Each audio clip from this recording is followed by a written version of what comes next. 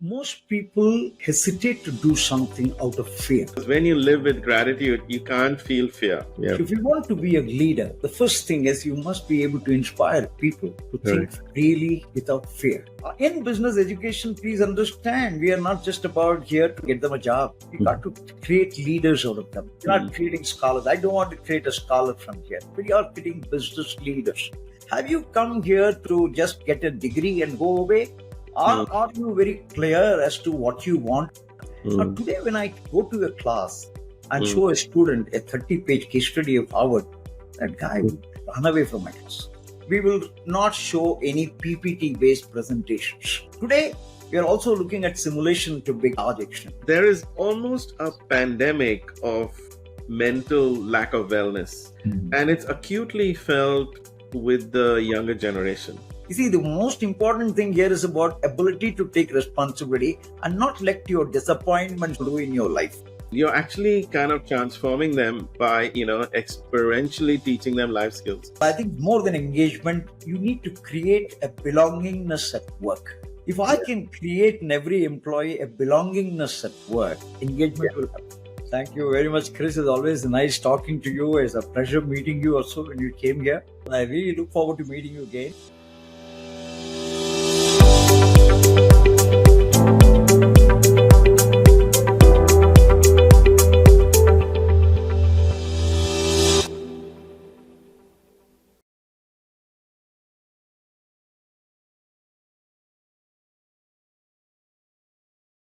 Welcome to season 2 of the Strategy Edge. Today, I'm really excited to bring to you for your consideration and to share his experiences, Dr. Jayaraman from the International School of Business and Media Studies in Bangalore. And it is my great pleasure, and I'll tell you a bit of a background before I introduce him and why I thought it's actually imperative to have him on this show. I do a lot of guest lectures. I've done guest lectures for almost 10 to 12 years now in Australia and in India. Sometimes the lectures are in person, which is obviously a lot easier, and sometimes they are online, which is a bit more challenging. And I have to tell you that sometimes the interactivity is good, but sometimes it's not that great. But I did a guest lecture for your university, and I have to say, and I've said this to you as well, the interactivity, the questions that I got hit with was so amazing. I've never had that many questions before in all my guest lecturing career. And it literally went over time at the end of the session when it was question and answer time. They kept asking questions. I kind of felt like, they had machine guns and they were shooting in my direction, all these questions. But the great thing was there was a great sense of curiosity. There was a great sense of proactivity. There was a great sense of wanting to learn. And for me, this really stood out in comparison to every guest lecture I've ever done. So after I came to Bangalore and I did the guest lecture, and after we met, I thought the essence of what you do there has to be shared. It's too important not to be shared, which is why I thought I must have you on this show. Now, the unique thing about Dr. Jayaraman is he is obviously an academic. He heads up the Bangalore Institute. But in addition to that, he's one of those rare academics that has real world organizational business experience. And that is such a powerful ingredient to have in this day and age of education, where people are looking for practical solutions, not just academic and theoretical solutions. And his experience spans across a range of different business experiences, different organizations before he actually moved into the world of academics. And of course, what he's built there is very, very special, which we'll share with you in a second. So, Dr. Jayaraman, do you want to share a little bit about yourself as well, in addition to what I've said? Sure. I think I must first tell you what brought me to academics Mm-hmm. and to ISB&M. Mm-hmm. A very interesting story because having spent about 25 years in the industry space, I was last working for a company called Iris in Bombay. Mm-hmm. And I was very clear in my mind that I want to do something that will make a difference to people's lives. Right. And I happened to meet Dr. Pramod Kumar, who Uh-huh. was at that time the the director of Symbiosis Business Management. Mm-hmm. And then we kept in touch. And then one fine day, when I was talking to him, he said, "Hey, I moved out and of SIBM, and I'm now started my own school, International School of Business and Media." Mm-hmm. So I went to meet him in Pune, and Mm-hmm. I also did a guest lecture with some of the students, like you did. Okay. Now, what actually, turned it in what do you call my head? What turned in my head was, here was a business school which is different. Mm-hmm. Okay, it's not about just giving a degree. People come here, study for some time, and then give them a job. It's not about that, but it is a lot more. Just setting up an institution. How Mm-hmm. do we make difference to people's lives? How do we transform people? How do we create leaders out of Mm-hmm. these people? Mm-hmm. How the transformation part was what Mm-hmm. excited me. When I Right. talked to Dr. Kumar, he's a psychologist by profession. Actually, he's a psychologist, did his a PhD from IIT Bombay. And Mm-hmm. what really attracted me to him, to work with him, is what Mm-hmm. he called, he had a different idea about business education itself. He was saying that, look, you see, in business education, please understand, we are not just about here to what you call get them a job. We got to create leaders out of them. And leadership is not about just being a great. We are not creating scholars. That's the first thing that he said. We're Mm-hmm. not creating scholars. I don't want to create a scholar from here. You Mm-hmm. who are scholarly will go on to do research, get a doctorate, and all those kind of things. But we are creating business leaders. So Mm-hmm. that is the first step that attracted me to education. And I said, decide, I'm going to work with you. So I have Mm-hmm. stuck to them. I started along with them with ISB&M since it started. I mean, ISB&M started in 2000. I joined them in 2003, but I used to keep in touch and used to do guest lectures with them. And that's how Mm-hmm. the journey of ISB&M started. Of course, Mm-hmm. today, if you look at ISB&M, has grown multifold in the last. Next year, we'll be celebrating the 25th year silver jubilee of ISB&M, and the growth has been phenomenal. And as we go along, we'll talk more. I mean, thank you for this question, because what prompted me to come to education was very simple motive. I want to make a difference to students' lives. Simple like that. No, absolutely. It's interesting. One of our clients is this private school, from, 0 to year 12. And it's a very values based organization. Mm. Values are critical, mission is critical, and the principal slash CEO was about to retire, and you could tell she was feeling a bit sad about the whole equation. And I said, you should be so proud of yourself, because she was the founder of the school, where the Okay. school started from scratch, and then it built up to, now they have like 1,000 plus students every year. But the interesting thing was, I said to her, I said, you've instilled these values in these students, Mm. and over 25 years, that's around 25,000 students that you've instilled these values with. Mm. But then the influence spreads beyond that. It spreads to their families, as an example. All those values go across. So That's you right. should be so proud.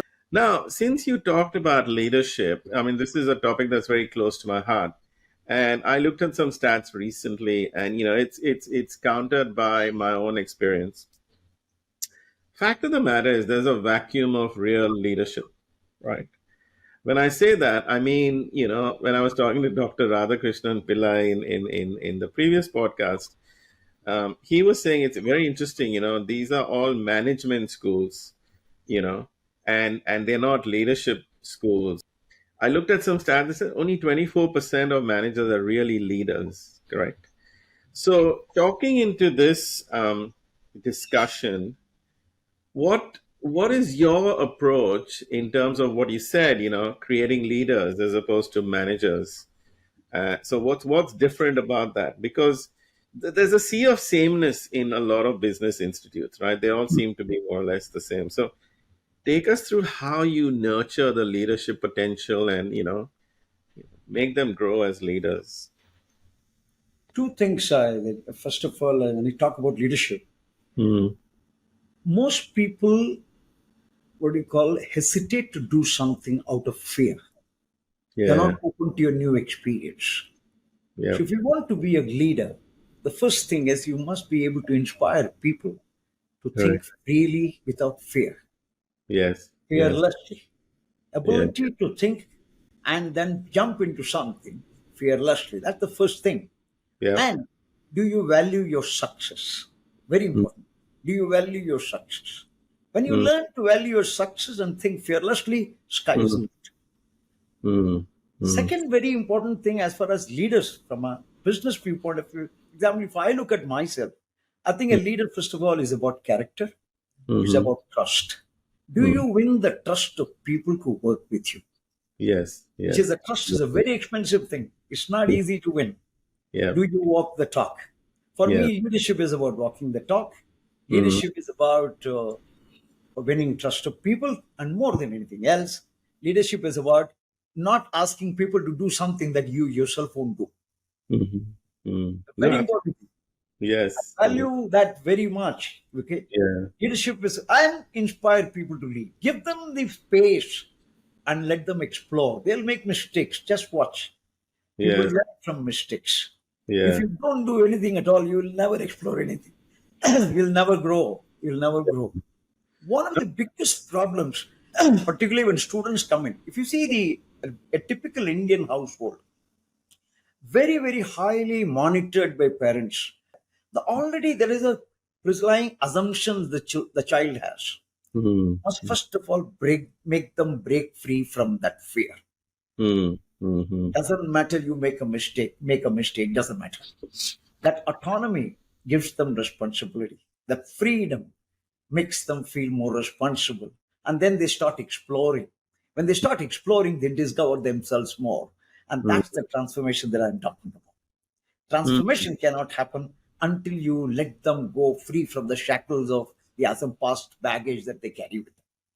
mm. So But that's where the USP of ISB&M is all about. brilliant, brilliant. So it's interesting that you say that, because when we do employee engagement studies for our clients, one of the key things that come up is people are looking for leaders that are great role models, Mm. someone they want to emulate. And my favorite leadership quote in terms of definition is a leader is someone who inspires other people, not with their words, but with their actions to learn more, do more, become more, right? And the operative word is actions, like you said. It's like doing something that, you would do yourself. You don't ask someone to do something that you wouldn't do. And when they look at a leader like that, they automatically want to become better, and you become a role model for them to emulate. So that's a brilliant, brilliant explanation. Thank you very much for that. You explained the unique value proposition, and that is really great. How do you actually do it? Like, how do you actually foster this mindset of out of the box thinking?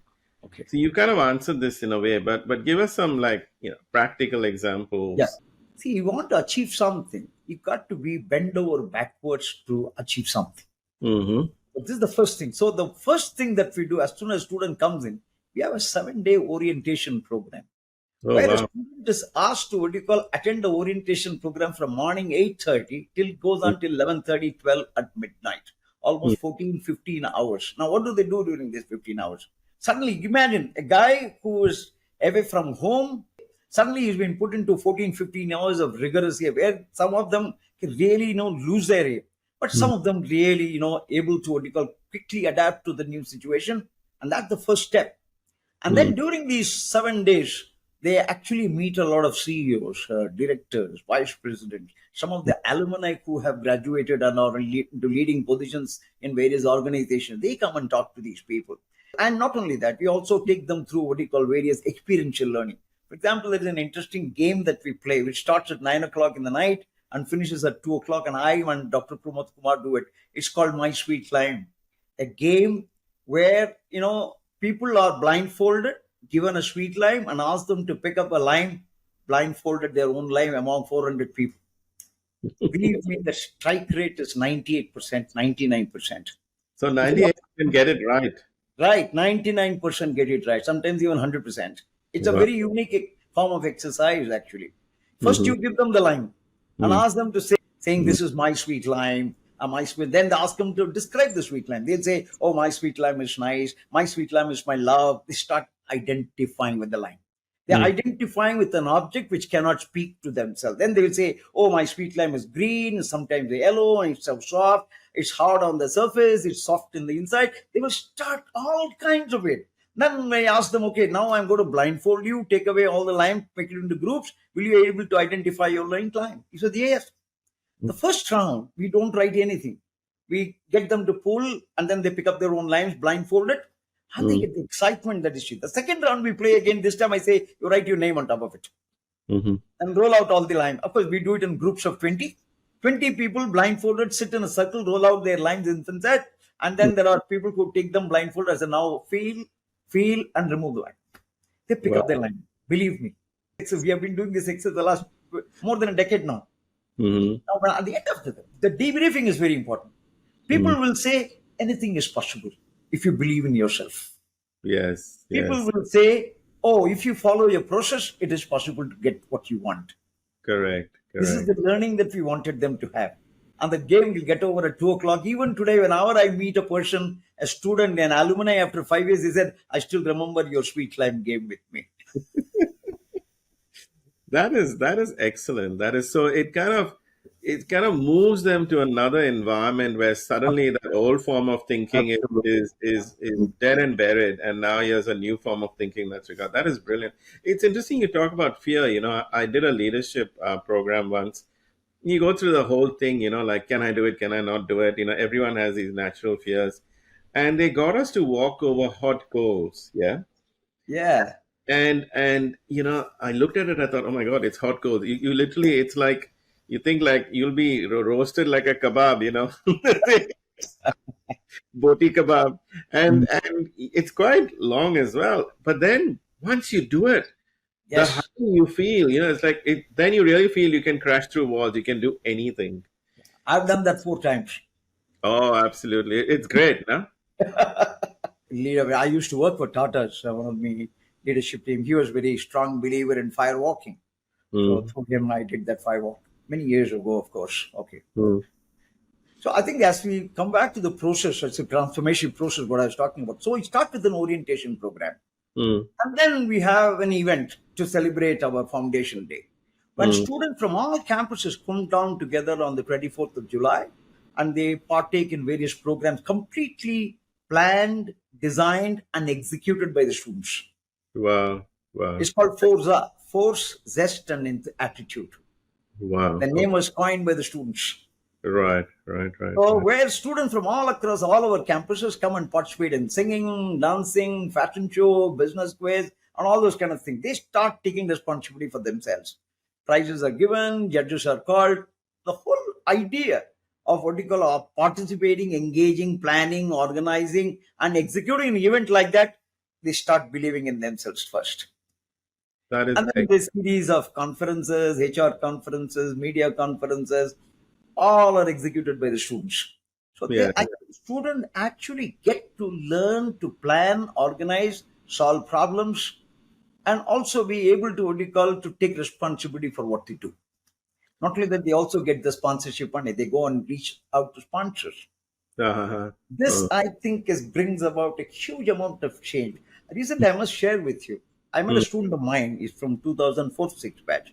He's the global head of HR of one mm. of the largest Indian pharmaceutical multinational, Cipla, Right, right. based out of what they call Bombay.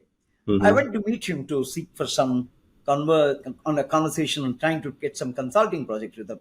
I said, Professor Jayaraman, let's not talk business first. Let's talk about our college.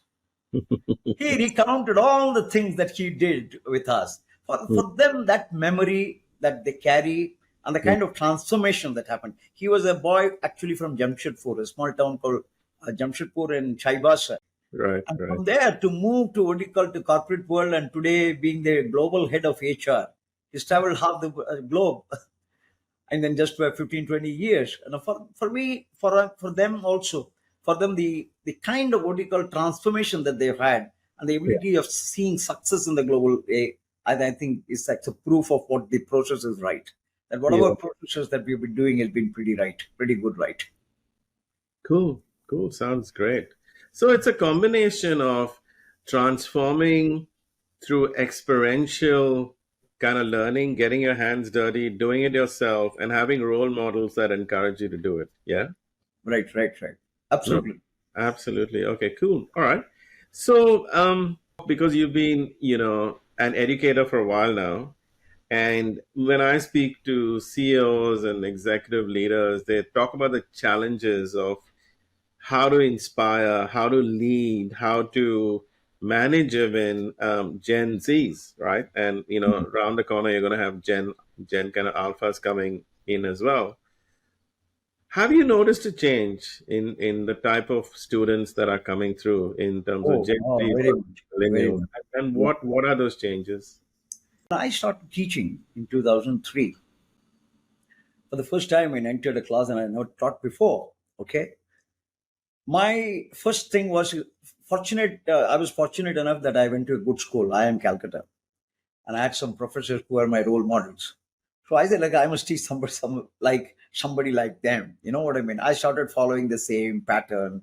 I would call after recall, of course, through books, reading, conceptual clarity, case studies, Harvard business case studies, and things like that. Now, Mm, today, when I go to a class and mm, show a student a 30-page case study of Harvard, that guy mm, would run away from my class. mm, Very interestingly, about a month back, I was handling a workshop for HR students who are going for summer internship. One mm. student told me very interesting thing. Something she said, you know, we lose interest in everything very soon. That's the Gen Z that we're talking about. I was talking about a millennial who was willing to go that extra mile to read the case study and discuss with me. Today, Mm. if I do the same case study with the current generation of students, I don't think I'll be successful. So the So, attention but the, span is small, the attention span is very low, very, very low. right? So, what do we do? So, this is a challenge that we face. So, last 2 years, I've been Mm, discussing at length with all my faculty and said, what do we do? How do we change our way in which we capture the attention? See, transference learning is important. mm, Otherwise, nothing will change, right? How do mm, you transfer learning to people to bring about a transformation? So what mm, we said was we will reduce our class time to maybe from 1.5 hours to 1 hour, 30 mm, minutes. And during the class hours also, we will not show any PPT based presentations. We'll mm, give them something to read, which is not more than 1 or 2 pages. And mm. then be able to what you call bring out a problem or a situation and then learn to discuss with them. Oh, okay. This, I think, has changed. That's now today we are also looking at simulation to big large extent. We are engaging with a company called SESIM, Mm, where who have a lot of simulation, where they create business simulation exercises, and right. each of these courses have a business simulation where the students are actually given a particular situation where they have to make a decision in groups, feed Mm, that decision into that what you call simulation, the model. discuss the results, what happened, how did this decision impact the what you call profitability of the company. Mhm, This the students find it very, very interesting. Bangalore has the advantage of more than 300 companies around us, factory manufacturing companies. We are mm, talking to them. We are also trying to bring in some live project from these people, so that people can learn by doing projects. Going into your problem, for example, one of the companies here, they make some equipment which are exported. They had a 50% fall in their market share.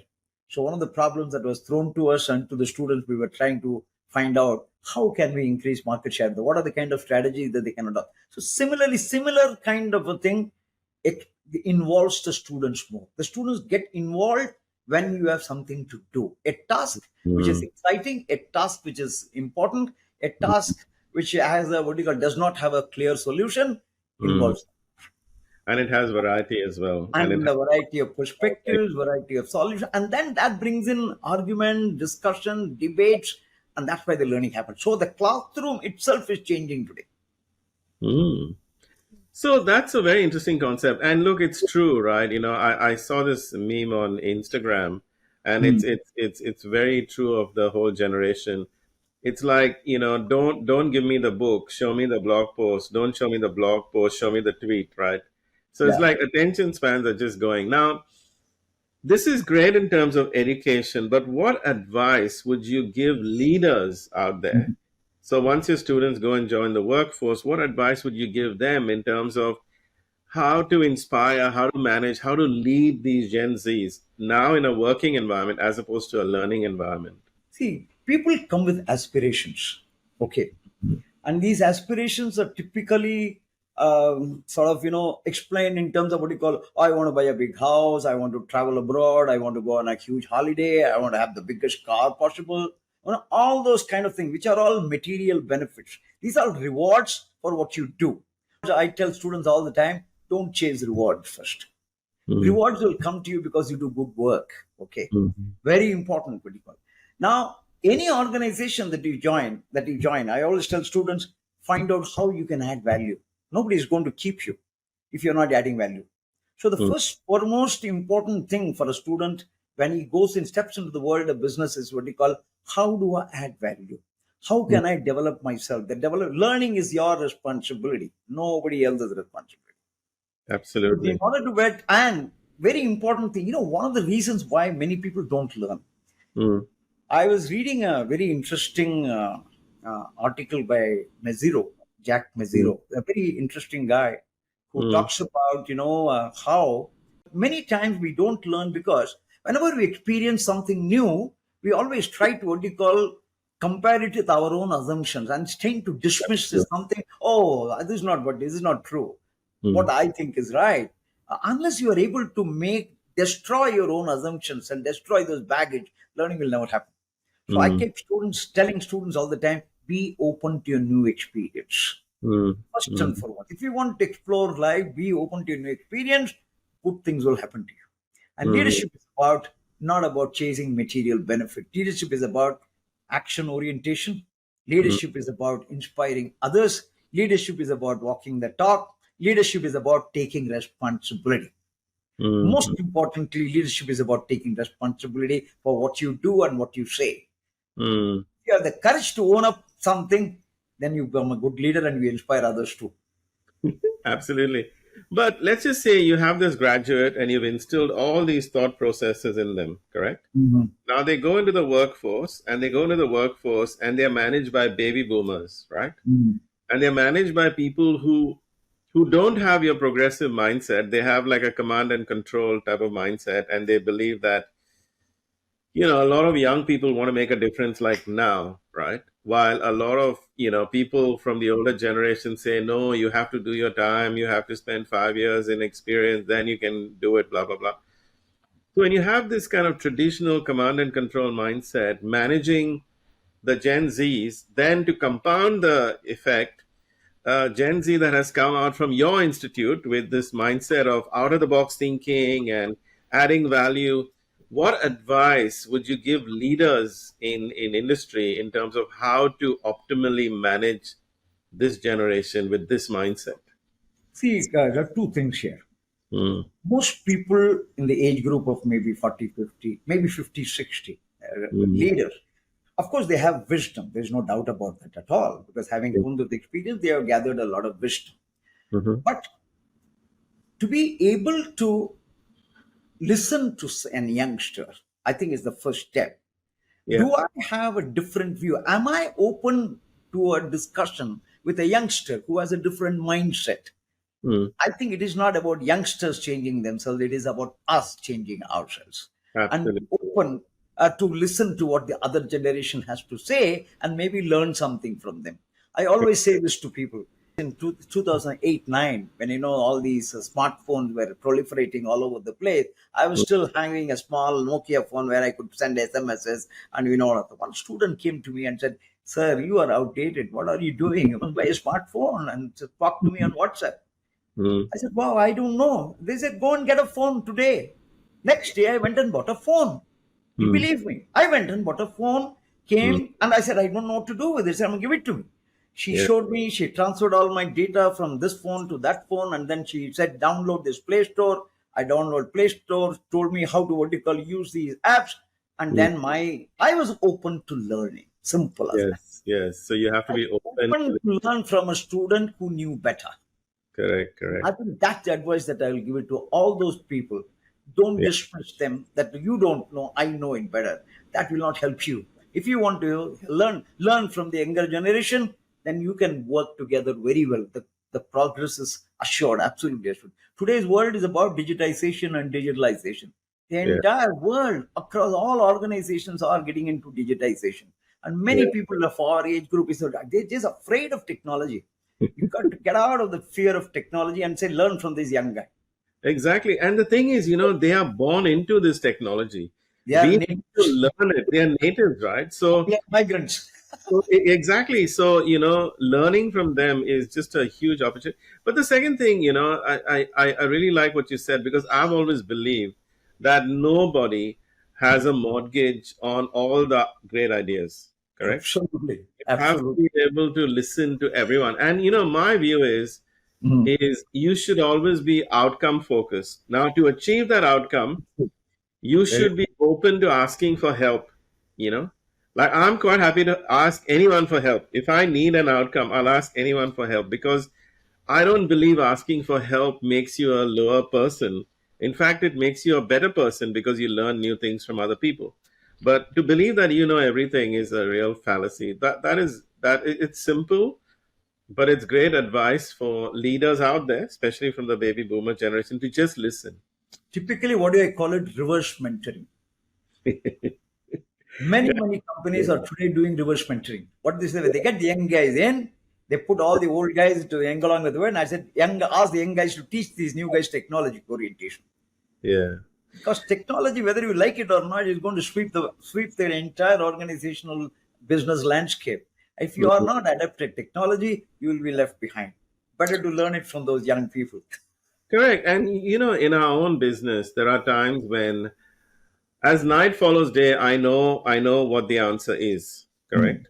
But even in that situation, I will always put up a suggestion and get my staff to provide input, right? Because even as definitive as I am, you never know. They might have some other ideas which are better. So you always listen. So that is really, really good advice. Another very important point which I want to make in this particular aspect. Hmm. When I teach students, I tell them I will not advise you on anything. You seek my advice, I'll help you. But I will not go and start thinking, look, I am the big guy and I know everything. Sort of, I start telling them, don't do this, don't do that. Never do it. Unless they say with a problem to you and they say, look, I would like to consult with you on this particular issue. How do you think I should deal with it? Then maybe give them a perspective. Even then, I will give them my perspective. I will not give them the solution. Hmm. Hmm. Yeah, Very absolutely. important.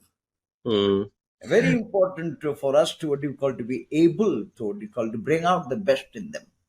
Correct. I remember very young, when I was in my career and I first became a manager, people used to come to me, oh, how do I do this? How do I do that? And I used to always say to them, I go, don't come to me with problems, right? Unless you have no way of solving them. Come to me with options, or come to me with solutions. And those solutions might not be right, but at least come with options.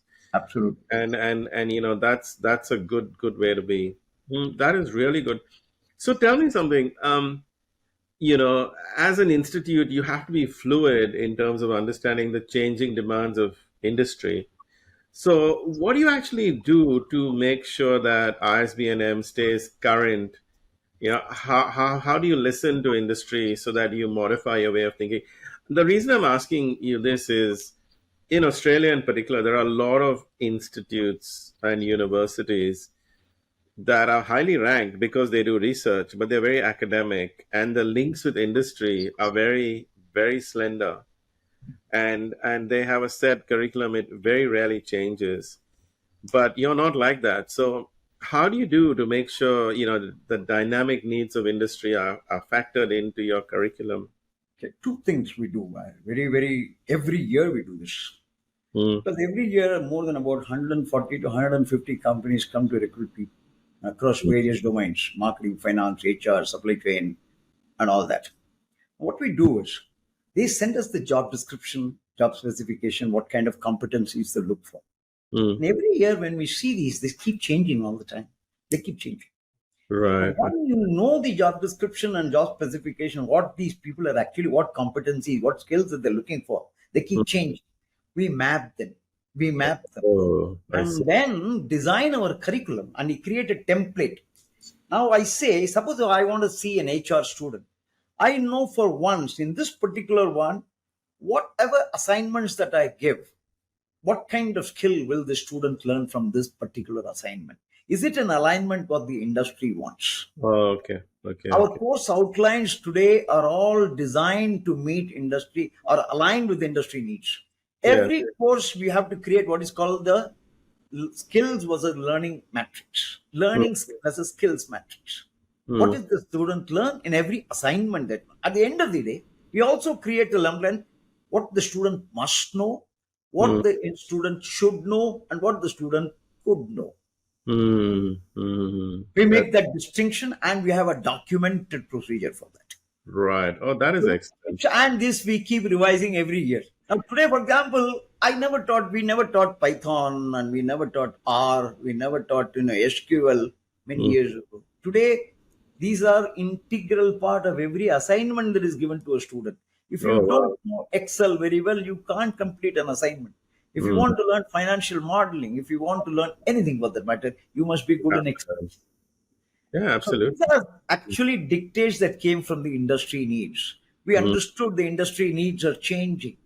mm, Today, people are talking about digital marketing. It's not enough learning marketing. What mm. are the digital marketing tools that you're familiar with? How can you increase visibility of the brand Yeah, through digital marketing techniques? So everything is now factored in, and then curriculum keep changing. that is excellent. So, you are obviously a very progressive leader. Your future thinking, and you're inspirational. You're inspiring me right now. So, um, how do you spoke about how you get your students kind of ready, correct?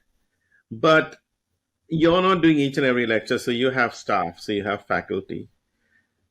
How do you make sure that they are also as driven as you are in terms of making a difference? Like, what do you put in place to make that happen? See, I have say about 90 students here and about 400 students in the Pune campus. Hmm. Now, can I transform all the 490 students? No, you Not, can't. not possible. Well, there are quite a lot that get transformed.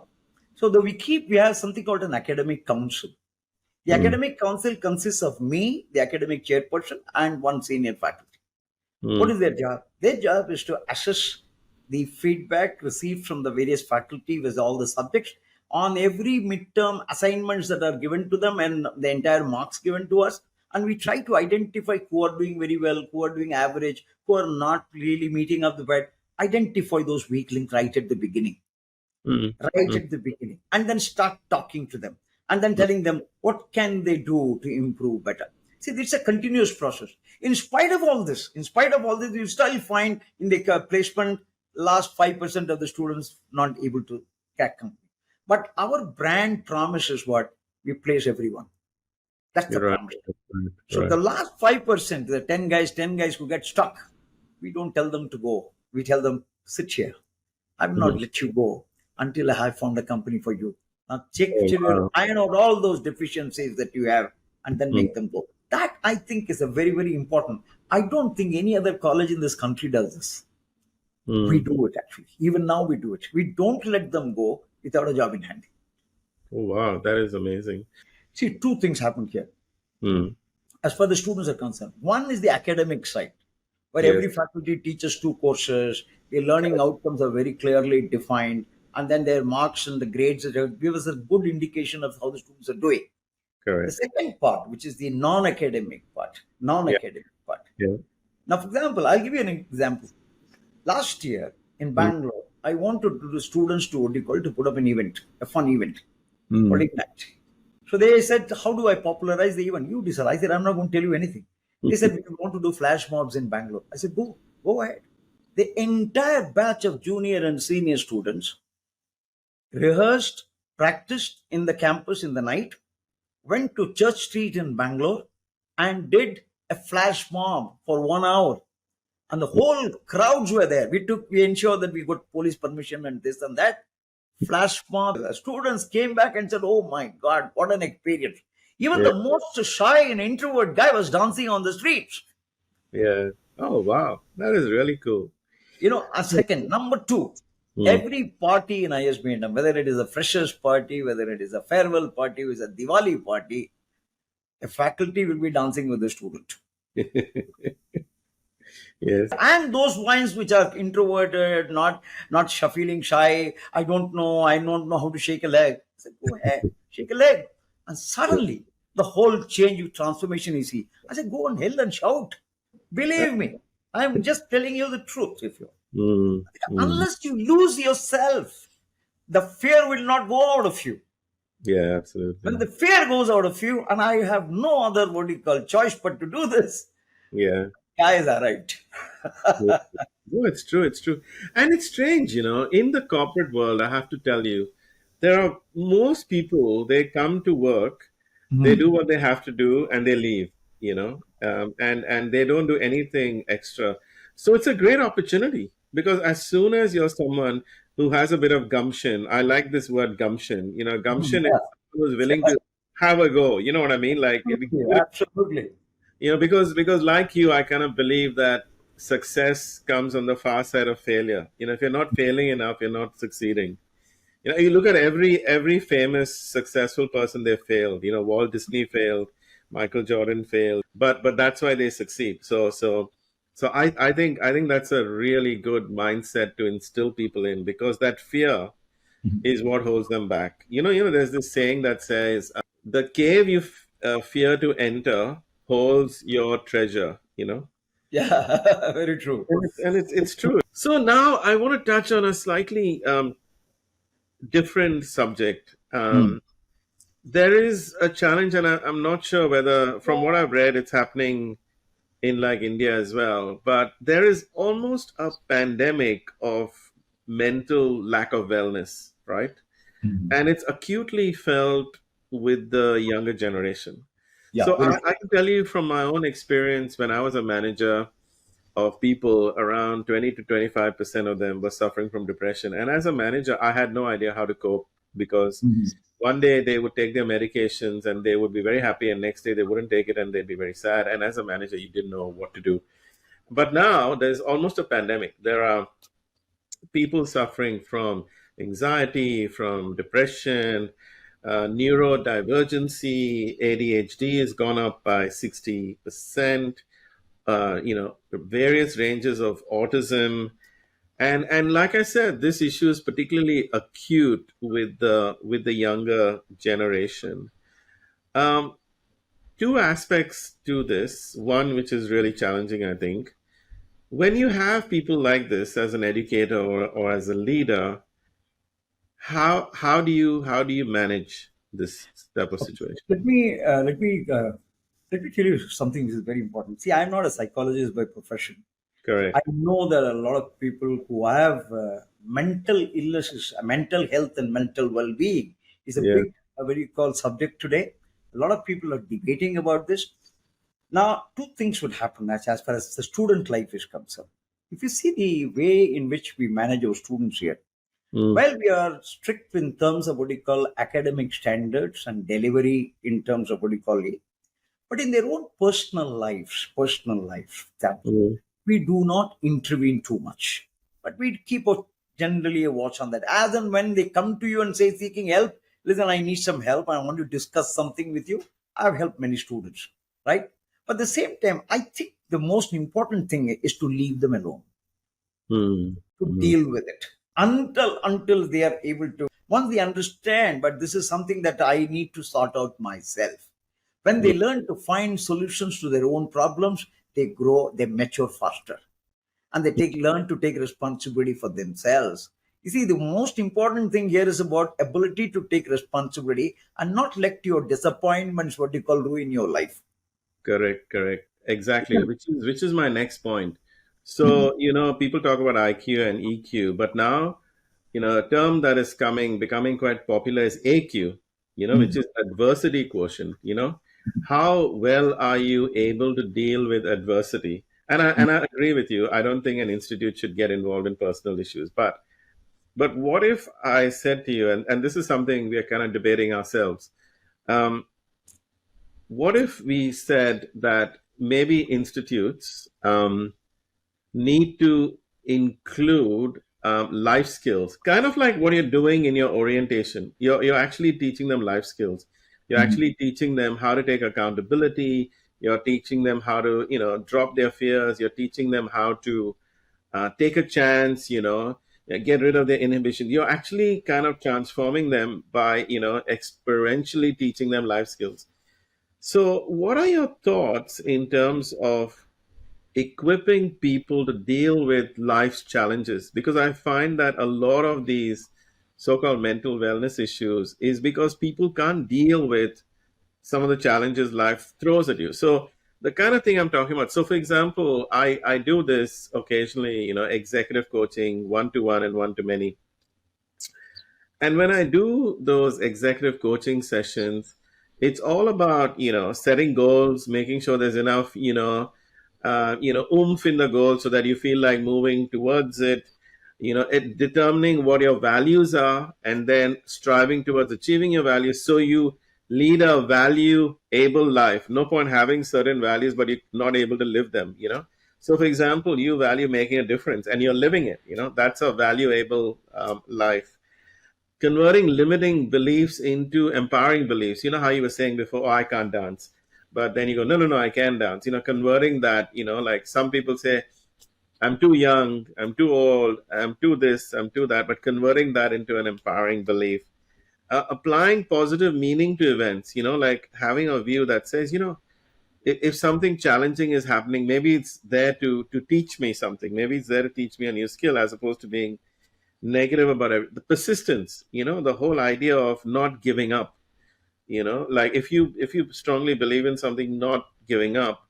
And the last thing is living with gratitude. Yeah. Because when you live with gratitude, you can't feel fear, right? I've tried this. Try to feel really grateful about something, you don't feel fear. These, I think, are fundamental life skills that should be taught, not even in institutes, but even in schools, because if you taught this, people would be able to better cope with life and all life throws at you. What are your thoughts on what I've just shared? Chris, what you are talking about is nothing but coping. Yes, yes, How to cope with various situations in correct, life. You're talking correct, about coping skills. correct. There are two ways of learning coping skills. You Yeah. don't lecture people on coping, okay? Mhm. But when you are faced with a situation and you find that something that you tried to do did not work, you Yeah, learn to cope with it better next time. That's one way. yeah, There are people who are quick learners. There are yeah, people who don't learn, they keep on making the same mistakes repeatedly. yeah, Okay. So for them, coping would be even more tougher. Now, yes. what I really, when you use this, limiting beliefs and one of the things that we do as a director, including us, but we do have something called an addressal with students very often. Mhm. Once in a month, I will be engaging in a conversation with students every night. Most probably in the night after 8 o'clock, after the dinner is over, come, let's have a chat. You know what I mean? Right, right, Yeah, right. where we talk about what's happening with you, what are the kind of things, and what is it that is happening with you. There we talk in terms of what we call how setting yourself a clear clarity in terms of what you want to achieve. Have you come here to what you call to just get a degree and go away, or Mm, are you very clear as to what you want out of your 2 years of existence in ISB&M? They mm, learn the first and foremost, as you rightly said, the goal mm. clarity is important. What have Ye- I come here for? What Yes. is it, the path towards it? I have a summer internship. The first step in what you call is the first year I have to clear a summer internship. I have to Yeah, clear a summer internship interview with the company. I want yeah, to get into the best summer internship company that I can get into. The first goal that you set. Once yes. you get into the summer internship, then you start saying, okay, do you perform very well? We Mm, have a very good mentoring process here where mm, every student actually is in a conversation with the faculty after every fortnight where mm, he talks to them and find out what he is doing, what is mm, he learning, what kind of developmental challenges that he is facing. There is a mm. faculty constantly holding their head. That's Right. one way of dealing with it. He'll say, no, no, no, my boss is very, they are asking me to come on time. They are not asking alone. They are asking me to work late into the hours. People have said these kind of things. The current generation says all these things, not the previous generation. Okay, Mm, the current generation. Then we said, hey, listen, man, you mm, want to achieve something in life, you better stick to what you are asked to do. You mm, don't make complaint, don't mm, script. So mm, this is a hand-holding process. This mm, coping is a hand-holding process. When they enter into situations and you have a mentor with whom you can constantly what do you call it, have a dialogue with, then you learn to deal with it better. Sometimes when the worst goes bad, then I come into the picture and I say, hey, listen, man, you better listen now. Mm. No Absolutely. excuses. Yes, We yes, lead out the right act to them. When worst comes to worst, freedom is all fine up yes, to a certain extent, but after that, I have to read out the right act to you. Now, come on, deal with it. You have no choice but to follow yes, the rule. yes, exactly. That was very enlightening. Do you have anything you want to share with industry leaders out there? If you see the industry per se, right from the first batch till the current batch, you see, you'll find many of our students are all in very senior positions. For Mm. example, one of my students from 2004-6 batch is currently the senior director of Walmart in Washington. She was my HR student. She's Wow. from a small town in Lucknow, near Lucknow. Mm. Okay. Mm. Now, for us, even this year, I had a student, very interesting. She Mm. was from a place in Bihar. She had good marks. We took her as a student, but then Mm. we realized she hesitated to speak in English. Oh. And the moment she came in the OP program, I caught her. I said, listen, you don't learn to speak in English and you have dreams of joining the best of companies, you're Mm. not going to succeed. You better start Mm. moving now. Mm. Believe me, that girl was so committed to learning. I have a very good prof. He's a IIT Madras Masters in English. He teaches English communication. He worked Mm. with her for almost 3 months. Mm. Guess what happened? Mm. She is now placed with Aditya Birla Group company in Mm. India Mm. with a fixed package of 9 lakhs plus variable package of 3 to 4 lakhs. Her Wow. parents couldn't believe what happened to her. Coming from a small village in Bihar, Mm. okay, studied in Hindi medium all along. Today, Mm. you see that girl is fashionable, moving around. If you look at her dress, you won't believe she's from a small village in Bihar. So I Yeah. think people also need to understand to become a little bit more flamboyant, also maybe brag a little bit about themselves. At the same time, keeping their feet on the ground. You Yeah. must have their feet on the ground very, Not very be clear. ego Not driven. fly. Mm. Life. It's very important for each one of them to realize that it is a possibility. Life is about a possibility. This is the first thing that I tell a student. Anything is possible in this world, provided you want it. How Yes. badly you want it. Are you Yes. willing to work towards it? Work hard. We are here to support you, and in the end, the best of things can happen to you. Yes. No, absolutely. Absolutely. I think it's been brilliant because what you've uncovered today, one is how you transform people, your whole transformation process, Yeah, for people who come from very simple backgrounds, and how you dispel some of their fears, how it's all experiential. You've unlocked for people how to inspire, manage, lead the younger generation, and what the nuances are in terms of this generation and what you need to do to drive them as opposed to the millennials or the previous generation. You've provided tips for leaders in terms of how to inspire them. What's the one thing you need to do it? And I love things like that. If you go to people and say, this is the only one thing you need to do, that has a huge impact. And the last thing I want to say, which I suppose was the most pleasing for me, we do employee engagement studies, and we find that leadership is one of the big drivers. If leadership is not good, then internal culture is not good. Internal culture is not good, the customer experience is not good. Customer experience is not good, business performance is not good. That is the sequence, correct, that we see. But when it comes to employee engagement and inspiring staff to do better or do more, it always comes down to having a purpose that is beyond just economics. very And I true. think what you outlined in terms of your own personal purpose, about you joined to make a difference, and then how you've kind of disseminated that purpose throughout your organization, I think that's the most powerful thing. It's really, as much as we do employee engagement studies and we do studies and we have quantitative proof that this is what you need to do, it's really good to hear a live version of how it really works. So thank you I very would like to say much. last word. This you talked about engagement, but I Yes, think more than engagement, you need to create a belongingness at work. belongingness. If I can create in every employee a belongingness at work, engagement will happen. Yeah, no, that's true. Engagement will happen. That How is do you create that belonging? That's the challenge. That's the challenge. Do you really care? Do you true. really care? When Yeah. you say that you care and you say that, look, I'm interested in your development, I'm interested in your growth, Mm. belongingness will happen. When the Yeah. belongingness happens, then engagement will be much better. Yeah. No, absolutely. Absolutely. No, no, it makes sense. I had Mhm. this, I have to tell you this story, which I got from my last podcast. There's this company that apparently has zero attrition levels, right? Mhm. Radhakrishnan Pillai shared this story. Zero attrition. I go, wow, zero attrition. How do you achieve that? He said, I asked the CEO the same thing. He took me to the HR department. In the HR department, I thought I would speak to the HR manager, but she showed me a file of all the Mhm. staff members. The file of all the staff members had not just their details, but their wives' details, their kids' details, their parents' details. Oh.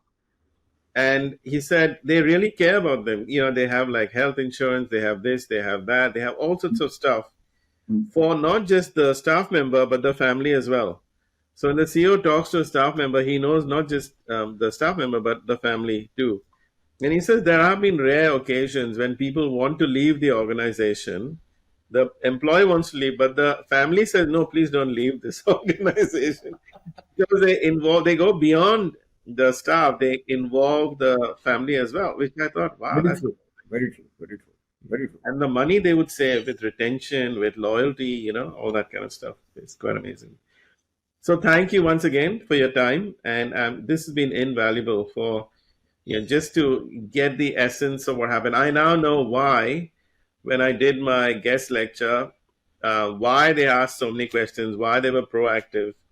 I now know the secret. So thank you very much again for your time.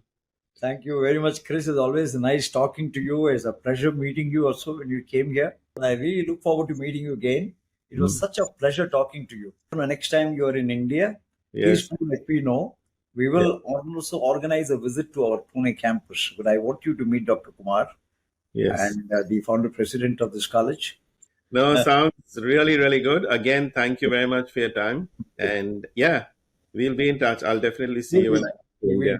Take Okay, care. so that's the end of this episode. I look forward to seeing you at the next episode. I hope you got a lot of value from this in terms of how to inspire, lead, and manage Gen Z.